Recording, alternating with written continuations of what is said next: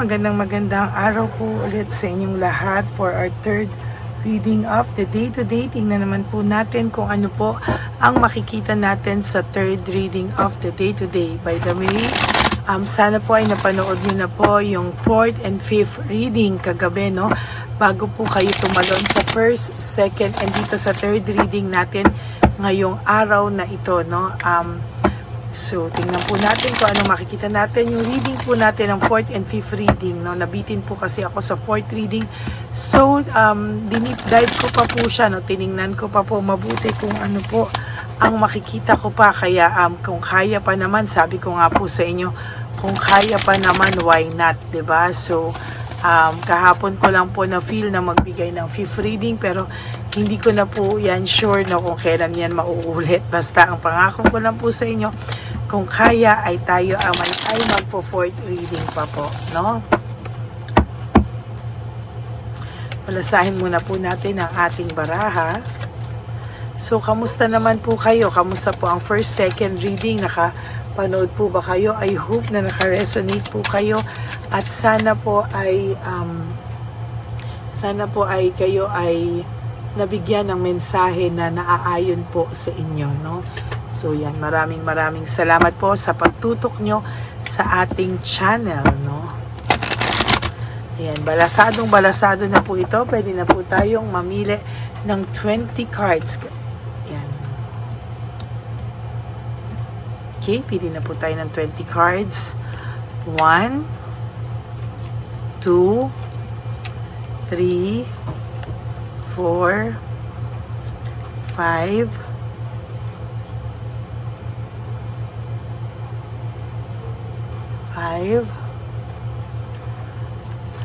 6, 7, 8, 9, and 10. Another 10 cards po. 11, 12, pili tayo. 13, 14, pili tayo. 15, dito naman tayo. 16, 17, 18, 19, and 20.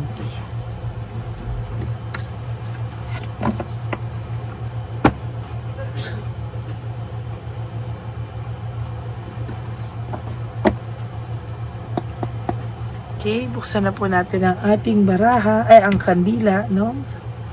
Para mag-guide sa atin ito.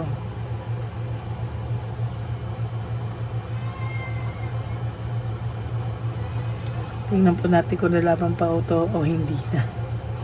Yay, lumaban pa rin ang ating kandila, no? So, tingnan po natin kung ano po ang makikita natin sa third reading of the day today, no? Tingnan po natin. This is, nako, for your first card alone, dito po, no, makikita nyo po na failure, no? Failure, lack of fulfillment, unfinished, emptiness, grief or missed opportunity, no? Talagang negative po talaga ang mga barahan ito, no? Sa totoo lang po, sa nakikita ko ay talagang binabalikan na po siya ng tadhana. Talagang umpisa pa lang talaga ng taon, ano, ay talagang sunod-sunod na po ang problemang kinakaharap nitong taong ito, no? Yan po ay dala din ng kanyang kapusukan, no? Kaya yan po ay karma ng kanyang kapusukan po talaga, no? So, umpisa pa lang ng taon ay sunod na ang karma sa kanya dahil sa mga kalokohan niya na siya rin po ang gumawa.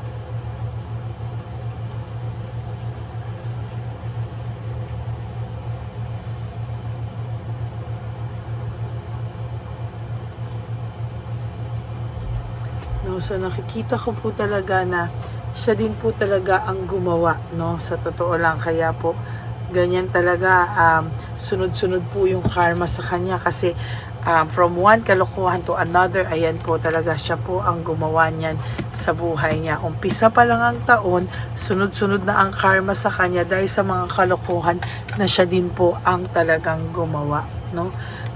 Napakahirap po para sa kanya ngayon. Ayan, very dissatisfied po ang taong ito sa buhay niya. Naging selfish siya, napakadami niya pong kasalanan at talagang sa makikita ko po sa kanya very very makasalanan, naging makasalanan talaga itong taong to sa iyo. Marami po siyang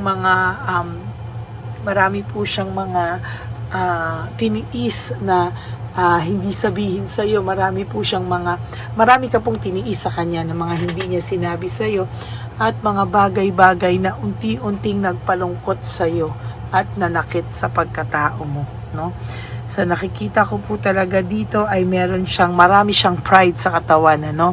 Kaya po siya ngayon ay panay doubts, ini-ignore po siya ng mga tao dahil alam na rin po ng mga tao somehow ano po yung mga katotohanan, ano?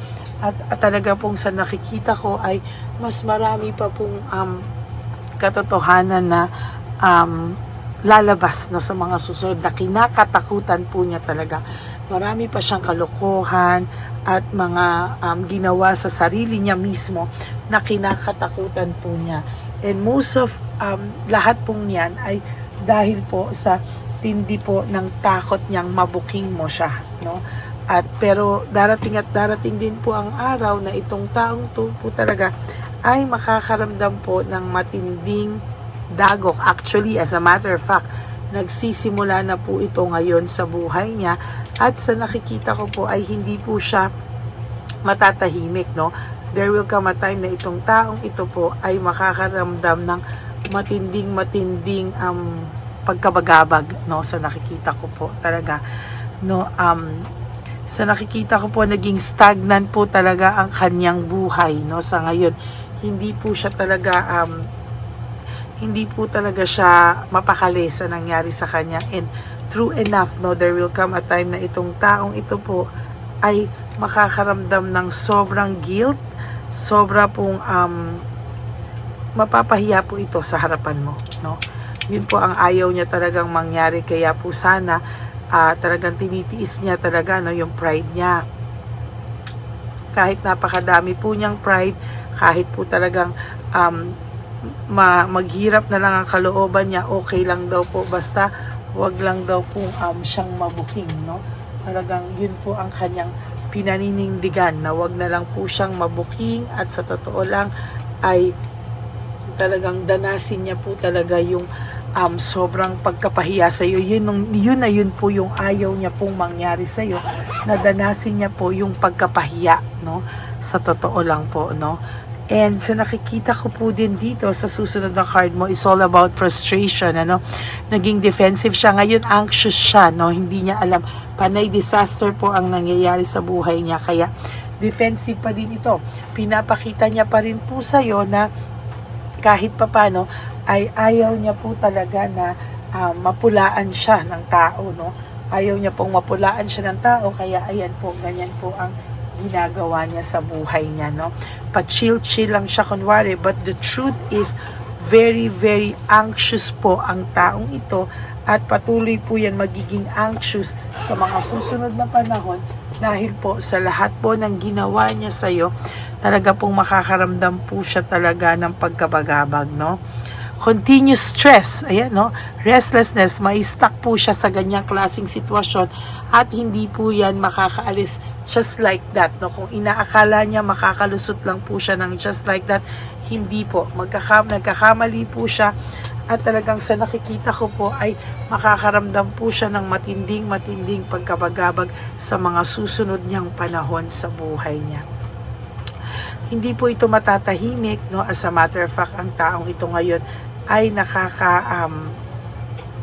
nakakaano po siya, no? Nakakaramdam na paano daw ang mga susunod na araw sa buhay niya, paano daw siya haharap sa mga tao, mismong sa kanyang sarili, ay pahiyang-pahiya po ito. Kaya sana ay gusto niyang lumayo, no? Gusto niya munang lumayo, gusto niyang wag po niyang danasin ang mga bagay na ito sa totoo lang, no? Meron ako nakikitang ina-isolate niya ang sarili niya. Gusto niyang bawiin lahat ng mga masasakit na nagawa niya. Gusto niyang pakita sa tao na hindi siya ang may kasalanan, ano? Pero sa totoo lang po, wala po akong nakikita dito na maaayos po siya sa mga susunod na panahon. Kita ko po dito ay lalo siyang mai-stuck sa mga mangyayari at talaga pong hindi po siya mapapakali. Isip po ng isip, ng isip, ng isip ang taong ito. No, sa nakikita ko po ay panay bad choices po ang nagawa niya, no. Naging disloyal po siya sa iyo. Talagang ngayon nakakaramdam po siya ng matinding frustration, ano. At sa nakikita ko po ay wala pa po itong nagagawa, no? Wala pa po ito talagang action, ano? Lack of initiative, wala pa rin po. Hindi pa rin po ito gumagawa ng kahit na ano para po mabawi niya yung mga maling nagawa niya sa iyo, no? Talagang patuloy pa rin po siya sa pagiging ma-pride, kaya ang taong ito ay patuloy din pong makakaramdam na siya po ay moody, anxious, panay negative thoughts. Yan po ang kanyang mga maiisip, no? Ma-isolate po siya. Talagang madi-discourage at madi-discourage po ito at talagang disconnected po ito sa mga tao. Nabunot ko din po ito kanina, no? Naaalala ko siya.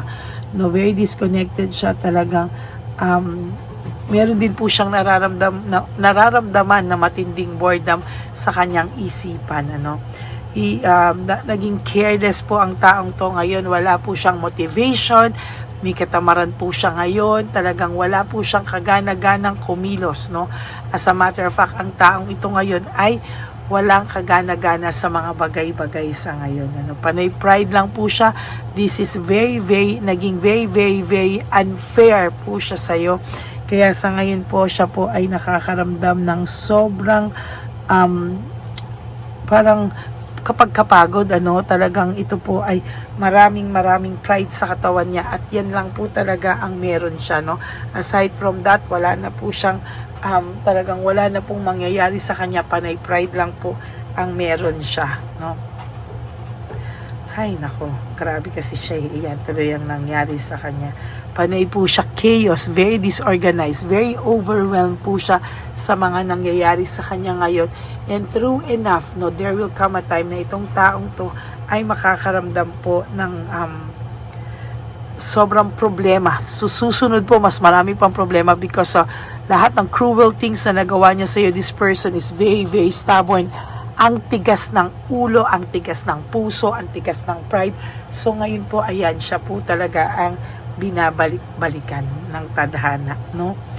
At talagang sa nakikita ko po sa kanya, talagang, ayan, no, talagang nakita mo yung stubbornness, no? Talagang ngayon gusto niyang kontrolin pa rin hanggang lulusot siya.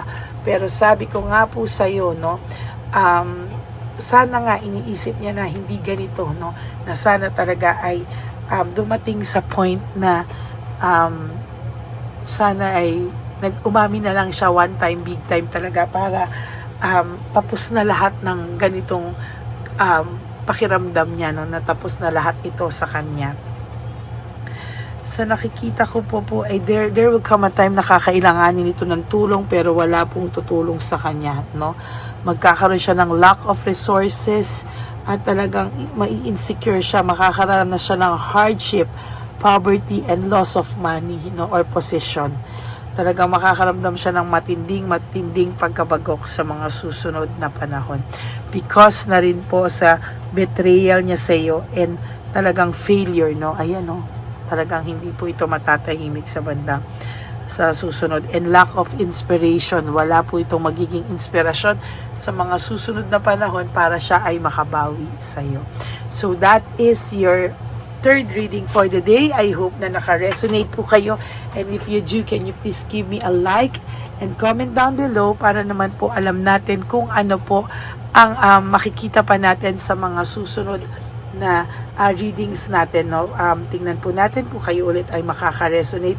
And if you do po, sabi ko nga po sa iyo, ayan, ano? Ayan. Sabi ko nga po ay talagang makikita ko po talaga ang mga mababasa at mababasa po natin talaga ang mga mangyayari dito, no? Kaya sabi ko po sa inyo, sana po ay makarelate po talaga kayo. Okay? And for those of you who would like to have a private reading with me, you may message me po at Lady Lee Elena, that's Ladyly Elena. Nasa dulo po yan ng ating video. Diyan nyo lang po ako makokontak. That's my only official and legit FB account. Kaya maraming salamat po sa inyong lahat. And sa akin naman pong mga subscribers, mag-ingat po kayo ha sa fake na Lady Elena. Siya po ay nag-hack ng mga accounts, kaya mag-ingat po kayo at wag po kayong magpapadala agad sa emotion nyo, no? Talaga, yung iba kasi na-excite pag sinabi na buksan mo yan, link na yan, makikita mo po ako. Wala po kayong makikitang Lady Elena doon. Hindi po ako yon. At doon po sa mga nagko-comment, nagunawa nilang mga account na kay Dr. Aparopako, ganyan. Ako, Diyos ko, kung sino man siya, ay mag-ingat po kayo, no? Tsaka po, magdasal lang po talaga kayo. Yan po talaga ang key, no? And always pray for God's will. Hindi po yung gusto nyo, kundi po ano po ang God's will sa inyo. Ang lagi ko lang po talagang bilin sa inyo is just to wake up each morning, live one day at a time. You do 3 things that will make you happy for the day. Love yourself, at yan po talaga, no, hindi po kayo mabibigo. You will always pag nagdasal po kayo at minahal nyo inyong sarili, hindi po kayo mapupunta sa masama, no? You will always be in a good place, in a good path, no? And always be grateful sa buhay, because ang buhay po ay talagang masasabi ko po sa inyo na kailangan nyo pong mahalin ang inyong sarili, at ang buhay po ay talagang swerte na lang po tayo kung mahalin din tayo ng mga tao sa paligid natin, pero the most is, talaga pong tayo po ang may responsibilidad na mahalin ang ating mga sarili. And always be grateful na tayo ay buhay, healthy, at may chance tayong baguhin ang ating mga sarili, no, at mga kasalanan natin o pagkukulang natin sa ating mga sarili. And also, you have to realize that life is so short. Don't make it shorter by stressing yourself from all the pains and heartaches na binigay sa inyo ng kahapon. Just surrender everything to the divine universe and just let go and let God write your life and love story. I will be back for another set of reading. Huwag po kayong malulungkot. Bibigyan ko po kayo ng another set na bonus reading for today. For the meantime, just enjoy, relax, at maging maayos lang po kayo. Okay? God bless you all and I love you all. Bye! Okay, update po, may nagpanggap pong subscriber natin na siya po ay magpapahula sa fake na Lady Elena, kaya ayan, hinihingan po siya ng $80 at ang cell po niya ay nabigay at nakuha. Ang pangalan niya po sa cell ay Julian Albert, no? Siya po ay may cell account din, kaya mag-iingat po kayo. Ayan po, no, kung sino man po yung scammer na Julian Albert na yan, no, iinsensuhan po natin yan para siya po ay makonsensya. Kung wala man po siyang konsensya, at least po bumalik sa kanya lahat po ng kanyang ginagawa, at maling-mali po yan, ano. Basahin niyo po lahat yan, makikita niyo po, ayan po ang cell number niya at Julian Albert na yan, ano, para po talagang ma-report din po natin yan na siya ay gumagamit ng cell account na Julian Albert. Mag-ingat po kayo. Ayan po yung number niya. Ayan po yung pangalan niya. Huwag po kayong magpauto. Nakita nyo naman po, no, napakalayo po ng pangalan ko sa pangalan ng pinagsesendan nyo po ng account o ng pera. Kaya mag-ingat po kayo at beware sa scammer na to. At talagang ayan po, pinost ko po ang kanyang pangalan dito para maging babala po sa inyong lahat. Maraming salamat po. At mag-ingat po kayo, pakireport po ang page na yan, ang messenger niya na Lady Elena. Maraming salamat po and God bless you all. Ayan, sa susunod po makikita niyo yung account niya na i-report niyo. Salamat po na marami. Magandang gabi po ulit sa inyong lahat. Ako po ay muling nagpapaalala sa inyo na mayroon pong lumalabas sa FB at Messenger account na fake account po, no, nang hihingi po ng $25 through PayPal at hindi po yan totoo. Huwag po kayong maniwala dyan. At pag sinabi mo po na gusto ko pong marinig ang boses nyo or makita kayo, ang sasabihin po ay magbibigay kami ng link. Buksan mo yan at pagkatapos ay makikita mo ako. Huwag po kayong maniniwala dahil yan po ay hindi totoo. Yan po ay isang malaking scam na pag binuksan nyo po ay makahack po lahat-lahat sa inyo. Mahahack po ang inyong mga personal details. Lahat po, lahat ay mahahack. Ako po ay nalulungkot na ito po ay nangyari, ngunit sa talagang may mga tao pong masasama at may mga tao po talagang hindi makatiis na hindi gumawa ng masama sa ibang tao. Pero maging aware po sana kayo, tulungan niyo po ako, i-report po natin yung fake na yan at sa FB para siya po ay mawala na at wala na po siyang mabiktima pa, no? Nandyan po lahat ng details at maraming salamat po sa inyong lahat. Maraming salamat po sa inyong lahat at mag-iingat po kayo.